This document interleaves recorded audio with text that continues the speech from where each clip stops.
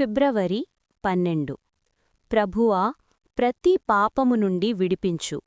Bible పరామర్శలు లేవి 13, మత్తయి 26:26-50. మన జీవితములో ఏ పాపమైతే ఉండనిస్తామో, పోనీలే అని అనుకుంటామో అదే పాపము చివరకు శాపముగా మారుతుంది, నీ జీవితాన్ని చీకటిమయముగా మారుస్తుంది. అదే జరిగింది అగస్టీన్ జీవితంలో. అగస్టీన్ వేసిన మొదటి ప్రార్థన, ఆ జుగుప్స కలిగించే పాపం అగస్టీన్ మీద పెత్తనం చేయడం మొదలుపెట్టింది.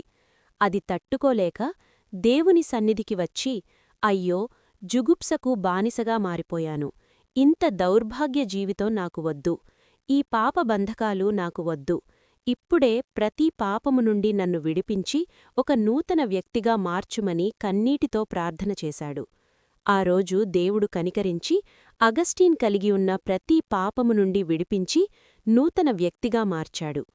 యేసుక్రీస్తు తర్వాత ఈ ప్రపంచ చరిత్రలో పరిశుద్ధతను ప్రేమించినా, పరిశుద్ధముగా జీవించాలని చెప్పి జీవించిన మరొక వ్యక్తి ఎవరైనా ఉన్నారంటే అతడెవరో కాదు, ఈ అగస్టీన్ మాత్రమే.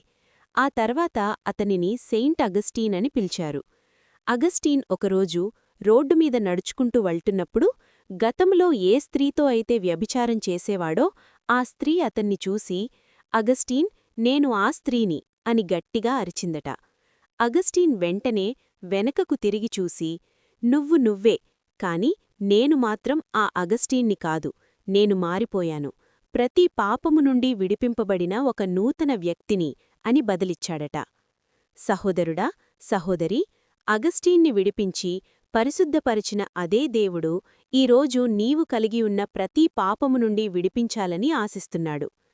కాగా ఎవరైనను క్రీస్తునందున్న ఎడల వాడు నూతన సృష్టి, పాతవి గట్టించెను, ఇదిగో క్రొత్తవాయెను. 2 కొరింథీయులకు 5:17.